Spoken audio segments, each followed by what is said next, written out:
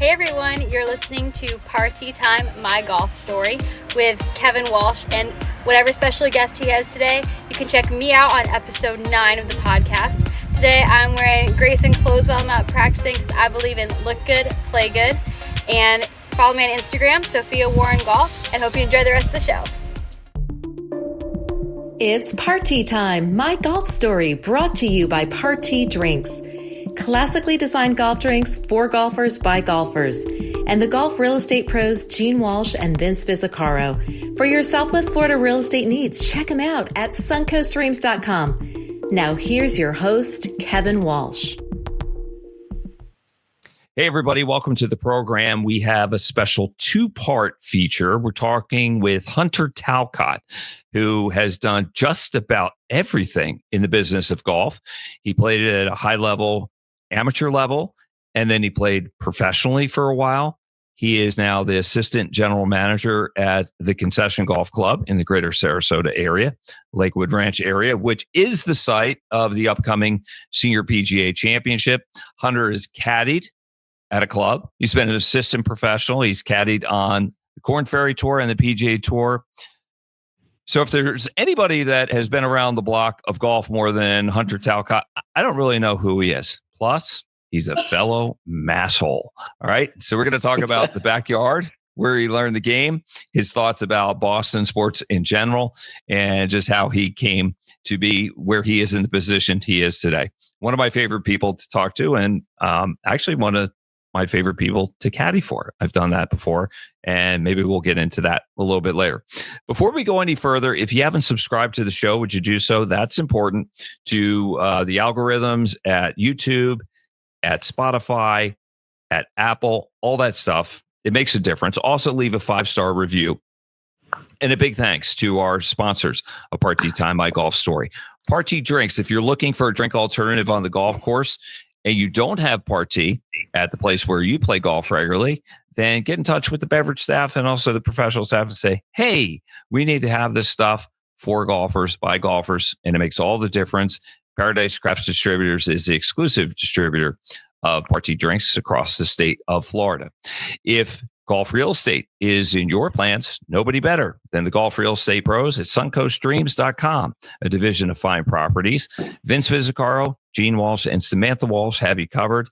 It is a great time to buy. It's a buyer's market. There's inventory at great places like where this podcast originates from, Lakewood National Golf Club, and also across the street at Calusa Country Club. And if all that golf has you tired and you need a massage, if you need red light therapy, cold water plunge, hot tub, no better place than BioLit Spa in downtown Sarasota to get you all back in order. Hunter, Kev, what's up, my man? How you doing, my man? I'm doing good. I called you Hunter because I wanted to put like I like it. My name is spelled with an AH at the end. That's right. You get that. For those that don't get like Boston speak, the masshole accent, how would you describe it to the untrained? Well, they can't understand it. I think to the untrained, it sounds dirty. A lot of people don't get it. They think we're stupid. But I like. I've lost a lot of it over the years being here in Florida. But generally, I think most people, hear it and it's recognizable, but they have trouble understanding it for sure. But if you're in the tribe like we are, it's music to our ears, isn't it? And I have a theory on it. Like some people say that Bostonians and people in the New England area, they don't pronounce their R's. They just drop their R's. Park your car and Harvard Yard. That's not true. They are pronouncing their R's. They just call them R's. So a shark becomes a shark, or park becomes park. But you see it? I'm not telling you something you don't know. Am I on to something here? No, you're right. R's are just pronounced different. I miss the word wicked. I don't use that nearly enough anymore. Or pissa. That's another one. Well, bring us up to speed. For those that don't know, wicked is not necessarily a bad word. In fact, it's usually an intensifier meant for the best of reasons. Oh, absolutely. And the two together is the max intensifier. Yes. So give me an example of that. If something's wicked pissa, like what would that mean? It's a hole in one. It's winning 20 on a scratchy. That you bought at the Packy too, Yeah. which is okay. That's another Boston thing. We should do a whole different show on Boston. That is a different show, right? It is a different show. It is probably a different audience as well. Where are you joining us from now? Where's home for you, Hunter? I live in Lakewood Ranch. So I live about 10 minutes from Concession where I work now. Mm-hmm. Where's home for you? Where are the roots? You're a South Shore kid, is that right? Yeah, originally Scituate, Massachusetts. Okay, bring us up to speed. Where is Scituate, and what was life like growing up for you back in the day? Scituate is about 30 minutes south of Boston. I grew up a little seaside town. Scituate is a little seaside town, known for Irish mossing originally. It's one of the most Irish towns in the United States. My parents are still together. I've got 4 other brothers and sisters. I've got 2 sets of twins in my family. I have a twin sister. A year younger is another set of twins, and a year older is a single. That's cool. So Scituate, you guys didn't need to go out to the Cape and the Islands. You kind of had it all right there, right? Had a lot right there. Got to go out. We were fortunate. My grandmother had a house on the Cape as well, that her and my grandfather had from the time I was little. So we would go out there occasionally and see them. Otherwise, we were in Scituate running around and riding bikes and swimming and, having a good old time. When did golf enter the picture for you? I started playing golf when I was about 6 or 7. My dad was a big golfer, and my grandfather used to play as well. And then as I got older, my grandfather, he stopped playing because of his health, couldn't play much anymore. So my dad said when I was old enough and started breaking 100, I could start playing with him in his regular group. So I mildly played from 6 to 7. Then around 8 or 9, I started playing a lot more. And then by the time I was about 10, I think I had broken 100 for the first time. And that was my first round on Saturday morning with Dad and the boys. What was that like? Did they treat you like a boy, or did they treat you like a man before your time? They treated me like one of the guys from day one. Nice. And frankly, I was always, I would say, a little mature for my age. I didn't have a lot of friends my own age necessarily, at least not until I got older. I loved hanging out with my dad. He worked Monday through Friday and was gone from 6:30 in the morning till 6:30 at night. So the only time I really got to see him was on the weekend. And Saturday was golf day for my dad and his friends. And I wanted to be a part of that. And that's basically why I started playing golf. That's cool. Was Dad different on the golf course than he was at home? Did you see another side to him and his friends that was maybe not as guarded as like when you went to visit your friends at their house and the parents were all about manners? Okay. Yeah, let's hear it. I think at home, being one of 5 children, and 5 children under the age of, 3.5 at one point, Dad had to run the house and make sure everything was cruising. And then on the weekend, he got to have fun. My dad was in sales his whole life, so a joke teller, loved to laugh, really good golfer. And his buddies were great too. So like I learned a lot of jokes. We had a lot of fun, and they always just treated me like one of the guys. It was great. The language was it colorful, or did they clean it up? Colorful. Yeah. I'm from Boston. Yeah. Okay. So profanity? Oh yeah, definitely. Yeah. Okay. Yeah. I'm good with that because I grew up in a profanity free house. Like if you, my parents said those are the words of the uneducated. That's bathroom talk. That's a sin. Irish Catholic stuff coming at you. But then when I saw my dad on the golf course, not that he used it, but his friends certainly did. And I'm like, this is a lot more regular and common than you suggest it is. And I'll tell you, Hunter, I appreciated that because I felt like I saw men for what they are. And truth comes out on the golf course for sure. Exactly. And then, but that's life, isn't it? We go in and out of character. Dad's got to be dad when he's home. He's got to have some discipline. Then he's got his work mode, and then he's with his buddies, and he can let his hair down, so to speak. Yes. Yeah, and you don't really understand that until you're an adult. Yes. But I feel like I learned that pretty young. Yeah, I did too, and I maybe that. Using the profanity at that point. By the way, my parents were wrong about something because the research is very clear. There's a book called The Wisdom of Profanity, and actually educated people use profanity as much as anybody else. And you know what it does? Interesting. It's right. Okay. But this is backed up with research, and it promotes an intimacy. Okay. If you're using it with people, not that I'd say, hey, just, have a potty, vulgar mouth and everything. Mm-hmm. But when you pull somebody in closer, you hear it.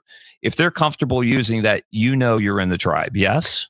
Yeah, 100%. I would say, if anything, I use it for exaggeration. Mm-hmm. And I use it for storytelling. I typically don't use it out of anger, really. Mm-hmm. It's mostly in comedy. It would be how I use it. Growing up in Boston, I've got a brother-in-law who every other word is something different. Yep. Yeah, bomb or something else. And I don't use a lot of cuss words generally in regular conversation. But if I get talking or I have a drink or two and then I'm comfortable, it definitely slides out here and there. Yeah, and who would receive it well. Correct. So breaking 100 was a barrier because it got you closer proximity with your dad and his extended friends, which I'm sure was pivotal in your life. When did you know you were good?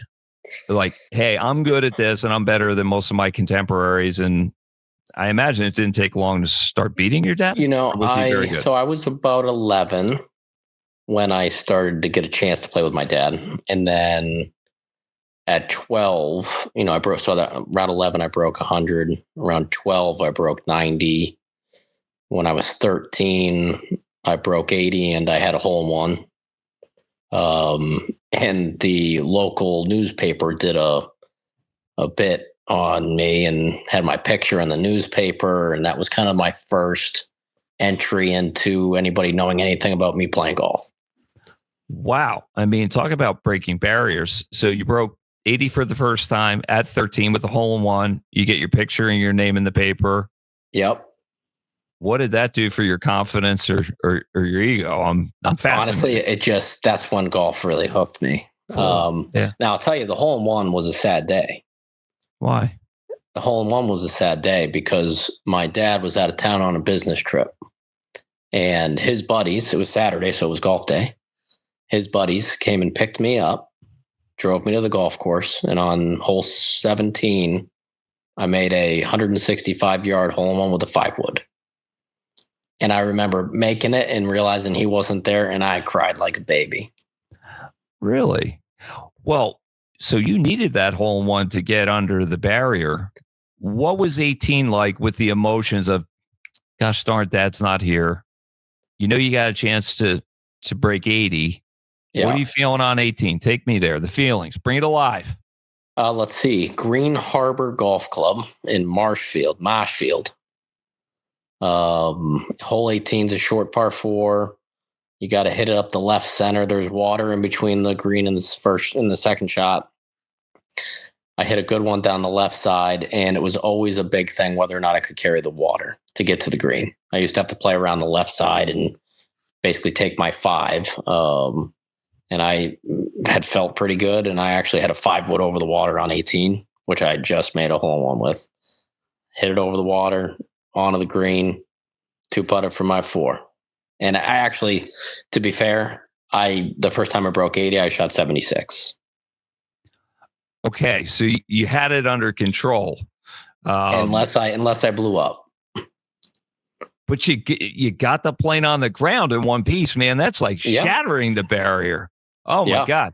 So how did you feel, and what was the reaction of your dad's friends? They were as happy as I was. to this day, one of my dad's golf buddies is still one of his best golf buddies, and mine as well whenever I go visit. The other one's passed on, unfortunately. But anytime I see my dad and his buddy together and we play golf, they're as happy as can be for me and my life and where the game's taken me. And I feel very fortunate for that. Well, let's get into where the game is taking you. It took you to college. Where'd you go and why there? So funny enough, I actually ended up going to a school that I was not recruited to. I went to Stetson University in Florida. And honestly, I went to Stetson because my grandfather had passed away and I had met his brother. So my grandfather was split up from his siblings basically during the Depression, and they were separated out and were in foster homes. And my grandfather didn't meet his brother until he was almost 70 years old. And then he passed quickly thereafter, and I met his brother at his funeral.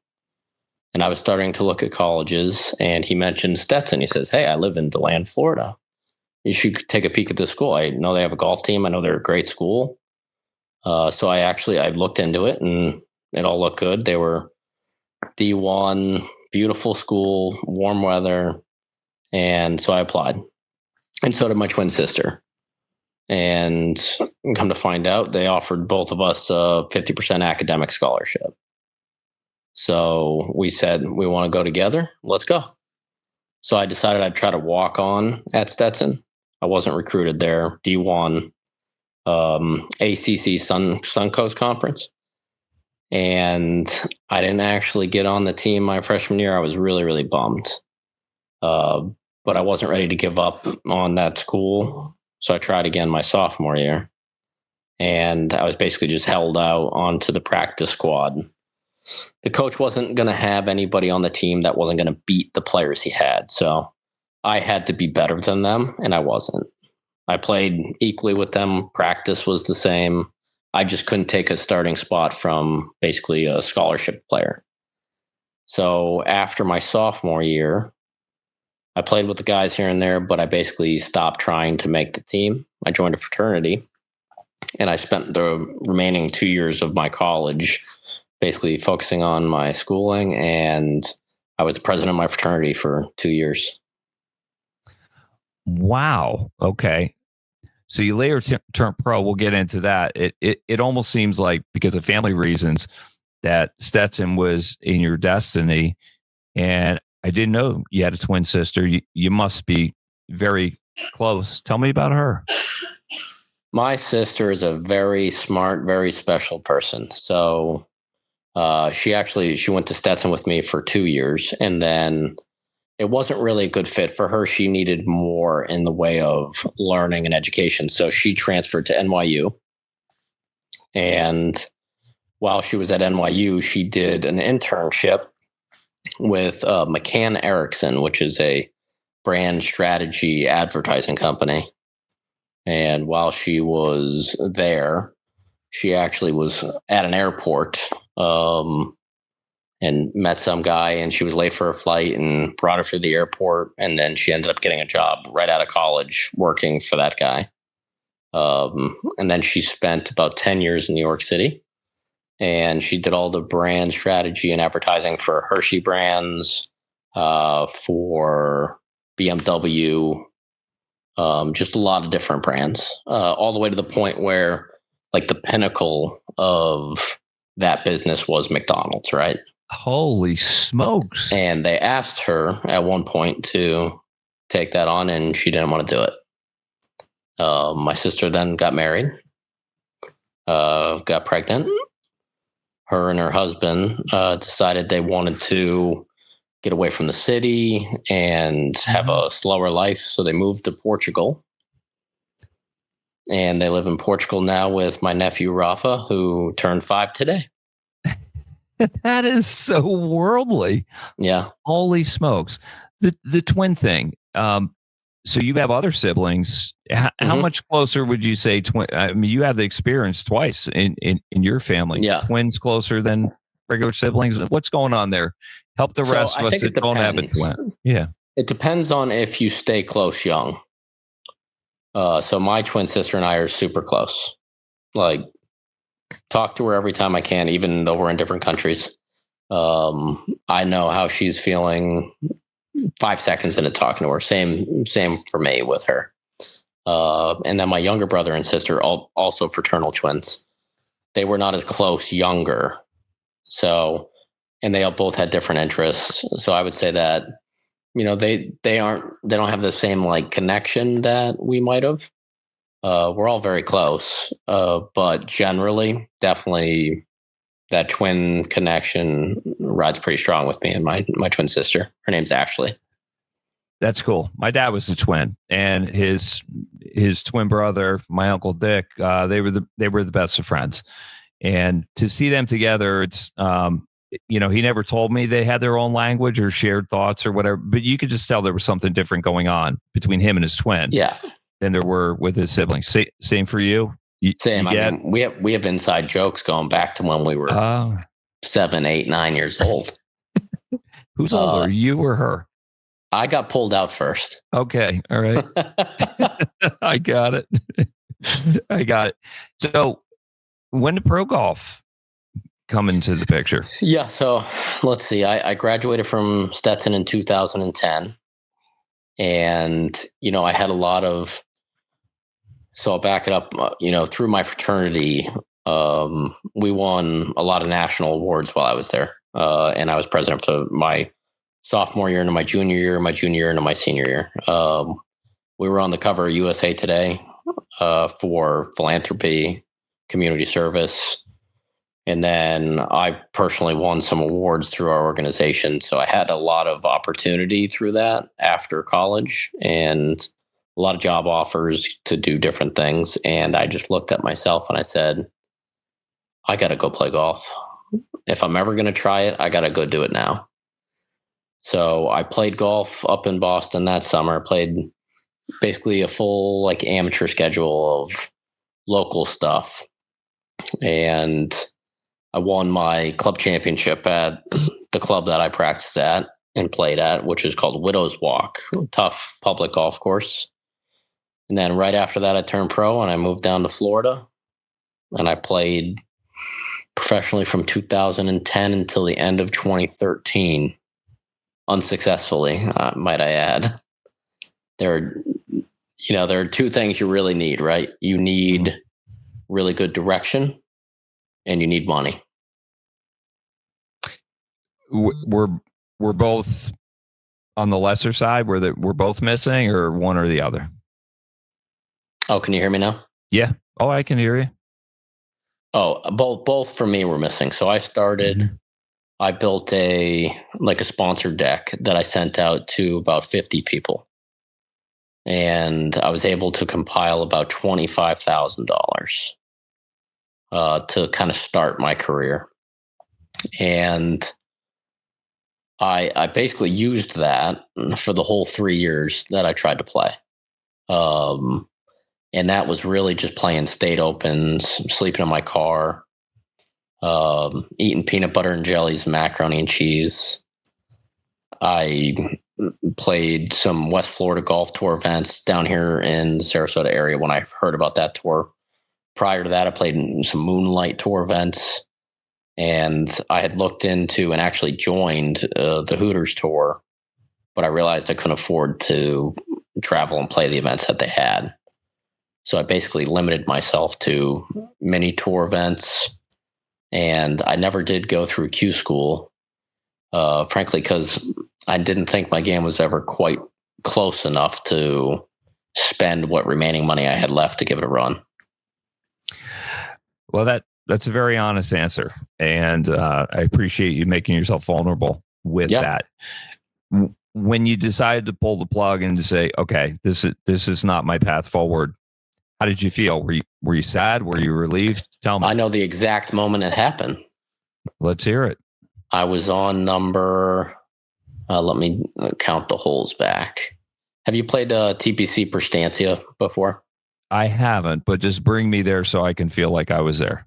So you've got hole number 15 is a par 5.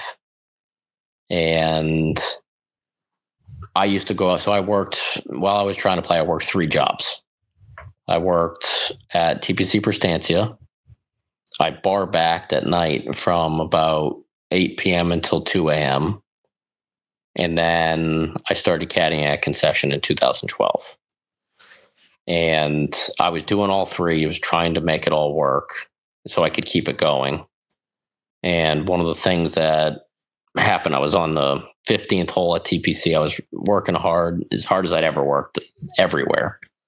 And I hit a couple shots into the green. And I remember just standing on the green, like I had hit the green in 2 on this par 5. It's an island green. And I was by myself, and it was like 6 o'clock at night.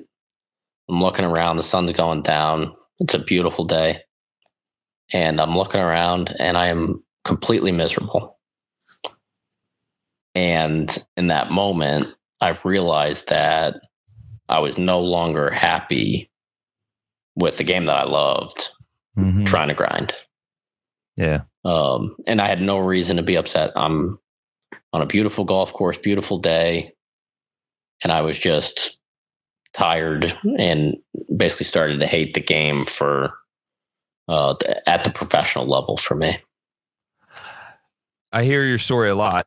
I think you expressed it better than anybody else has done it, because I feel like, I was right there. I was picturing the sun setting and just everything you just described, and just the feelings. So what did you decide? Did you say, I'm done? I literally on that green. To be honest, I finished the hole. I was walking to my bag. I just started crying on my way to my golf bag. And it was part relief. It was part sadness. It was part feeling, for any person that tries to play a professional sport and played at a high level, or was a, big fish in a small pond at some point, when you get to that point and realize that you're not, going to chase your dream anymore, you have a lot of, trying to think what a good word for it is. I'm not going to say regret, because I don't regret doing any of that. It led me to where I am today. But you feel like you let a lot of people down, or people look at you differently because you failed. You feel like a failure, I guess, in some aspects. And that lasted, I'm going to say, about 2 weeks before I kind of figured out what I was going to do after that. And that was my short, simple version of trying to play professional golf. It almost sounds like you felt like you were hollowed out. Yeah. And that you were empty. I understand the disappointment stuff, because like when dreams don't come true, it's upsetting. And you feel it physically. You certainly feel it psychologically. But then you moved on, and the caddying part, I'm interested in that. Yeah. Aside from it, it was some money when you needed it. Did you like it? Caddying is the greatest job I've had to this day. I think you're right about that. But why do you feel that way? I think, you're connected. I mean, as a lover of golf, and still golf is my passion still. Even through, painful times in the game, I realized that it was always going to be my passion. And that's why I had to stop trying for the dream. And now I spent about a year in finance after I quit golf. I took a job up in Boston, suit and tie every day in the city. And I didn't last 3 months doing that before I realized it wasn't going to be what I wanted to do. So when I quit, I took an assistant pro job at Boston Golf Club, where I'd caddied previously when I was in college. And then I would caddy in the winters at Concession, where I had caddied before while I was trying to play full time. And I just kept caddying, trying to figure out what my next step was. And that led me, until 2017. And I got pretty good at it. I got really good at learning people, and I already knew the game. So actually, reading greens and doing the work on the golf course was never the challenge. It was always trying to make sure the players that you met, you molded to every need and every thought that they had out there, you were fulfilling. Whether it was a group that didn't want you to say a word and just wanted information, or was a group that wanted to belly laugh on every hole. Yeah. You read the room. You try and get it early, but you should have it picked up within a couple holes. Yeah. Tell me about your wife. I haven't met her. My wife's name is Tiffany. She is the best part of me for sure. She's a far better person than I am. She's also a bulldog. Georgia my wife's bulldog? upbringing was, she's a bulldog. Or you just mean that's her personality? Personality. Oh, okay. Yep. Yeah, let's hear it. I want to know. My wife basically put herself through nursing school, through, a tough upbringing, and put herself through school, lived on her own from the time she was 17, 18. We now foster children as well. And that's something we both wanted to do separately before we met. And my wife has a lot of faith, and she's gotten me to fall more in love with my faith as well. And she's just the best person I know. She cares about everybody else and not enough about herself. Hunter, I got to tell you, you're blowing me away with the humanity here. I didn't know I was getting myself into all this. I love it. I love it, by the way. Are you fostering children right now? What's going on? Sure. Yes, we are. How many? So right now we have one who's more of a permanent placement. Mm-hmm. But in the last 6 months, we've had 9 different children and out of our home in some way, shape, or form. Man, you're doing God's work. You're doing God's work. I take some of the credit, but it's all my wife. Yeah. Well, but you know how faith works. It works through people. I think, maybe God had a plan with bringing her into your life and the other things. And the fact that you mentioned that you both had a desire to foster children, and now you're doing it, must be unbelievably fulfilling. It's the most fulfilling thing I've ever done in my life. Yeah. Well, it's purpose, right? Mm-hmm. It's,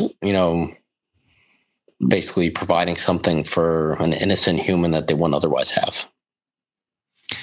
That's beautiful. Hunter Talcott is our guest here on Party Time, My Golf Story, brought to you by Party Drinks. If you're looking for a drink alternative on the golf course, try a Party. If golf real estate is in your plans, nobody better than the golf real estate pros at suncoaststreams.com, a division of fine properties. Gene Walsh, Samantha Walsh, and Vince Visicaro have you covered. If you're all tired out from golf, go to BioLit Spa in downtown Sarasota. Get a massage. Take good care of yourself. Reward yourself for all the good work you've done.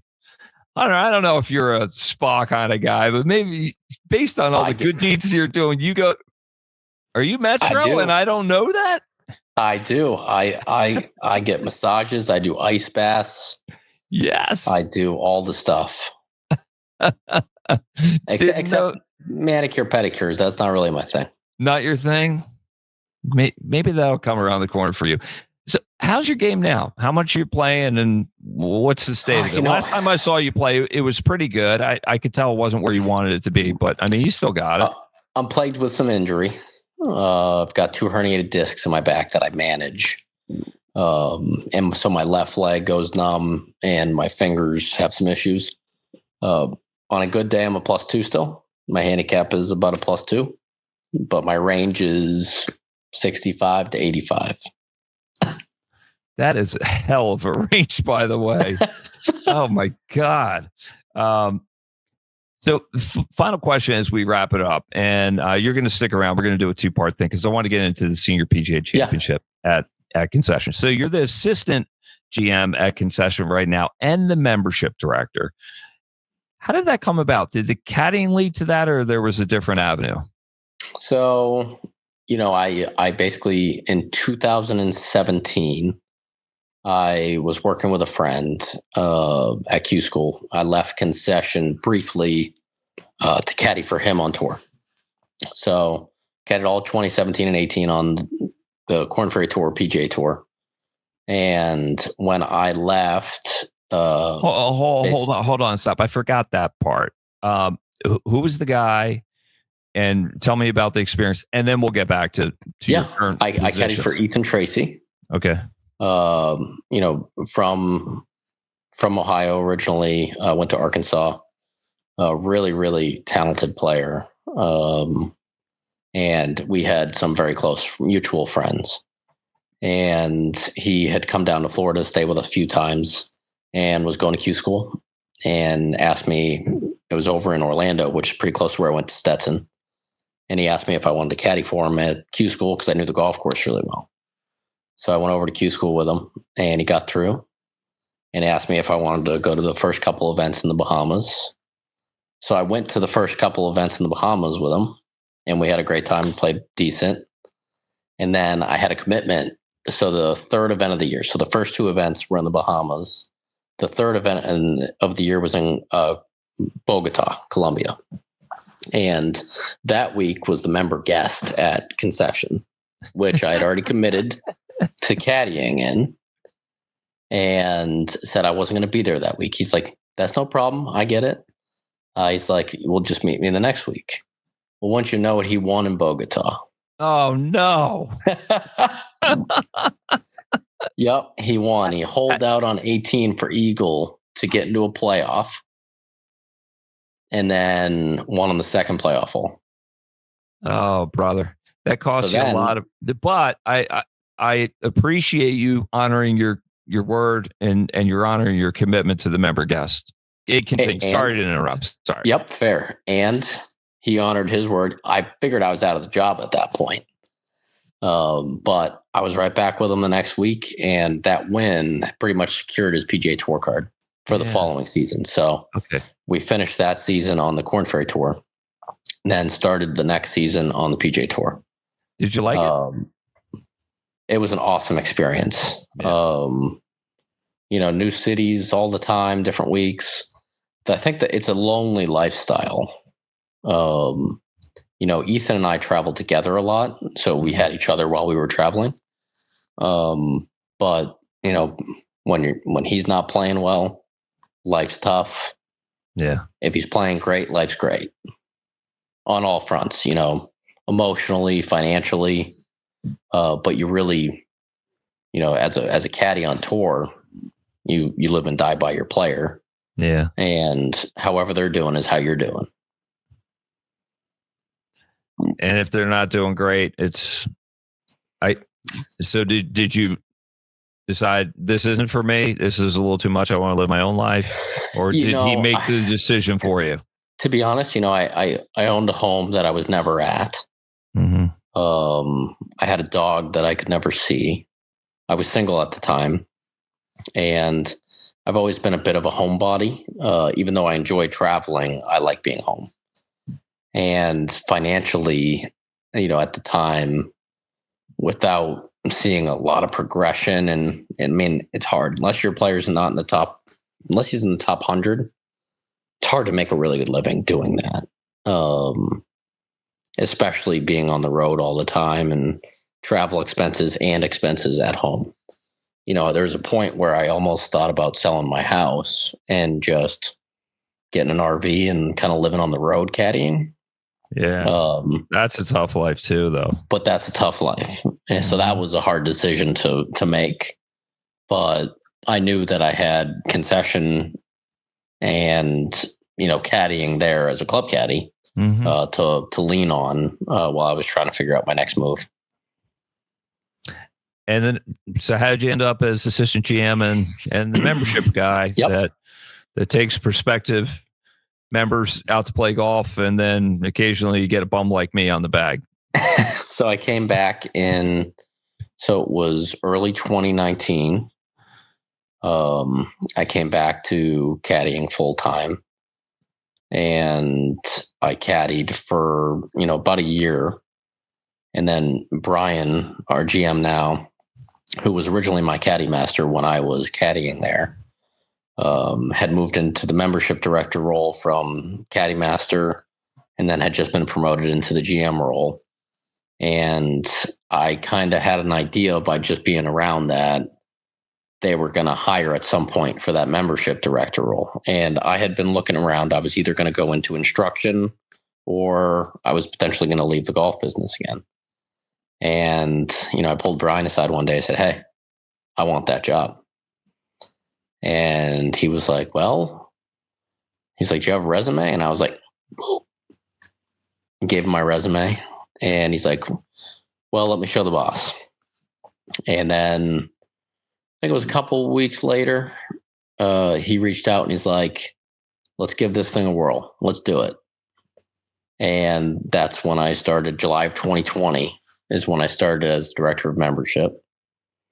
And then I think it was 2022, after essentially, doing assistant GM roles and, job duties in addition to membership director, duties, they voluntarily, basically tacked on another title and gave me the opportunity to do more at the club. And it's been, the best experience for my family and for my life moving forward. Have a lot of purpose in it, which I wasn't sure if I was going to find in golf, because, I didn't really want to be a head golf professional. I had a degree in business management consulting and a minor in law. So it just kind of fit the bill perfectly, and I get to play golf still. I get to be in the golf business. I get to do financial work. I get to do contractual work. It basically has everything that I could ever think of or want for work for me. You're where you need to be. It's all kind of falling into place, but I know you worked your old coal layoff to get where you are. And I wish you great success. And I told you we were going to talk for like 20 minutes. We just talked for 40. I hope that's not a problem. Fascinating. It's not the Dos Equis guy. Hunter is the most interesting man in the world. I didn't know. Hunter. Hunter, thanks for all you do for me. Allow me to come over and caddy from time to time at Concession. I love being there. I love seeing you and just kind of like doing the Boston thing with you here, but at the club and everything. It's great. I know some people's heads explode when we do it, but they don't get it because they're not in the tribe. But maybe not in the tribe. We'll bring them on board. So let's call it a wrap at this. Big thanks to Party Drinks, title sponsor. If you're looking for a drink alternative on the golf course, then try a Party. If you're looking for golf real estate, nobody better than the golf real estate pros of Gene Walsh, Vince Vizzacaro, and Samantha Walsh, suncoastdreams.com. And if Tucker isn't clogging up all the facilities at Violet Spa in downtown Sarasota, go check it out. They'll make room for you too, because Hunter, turns out, is a spa guy. For Hunter Talcott, I'm Kevin Walsh. We'll see you again next time on Party Time, my golf story. Walsh and Vince Vizzacaro. For your Southwest Florida real estate needs, check them out at suncoastdreams.com or call 941-220-4000.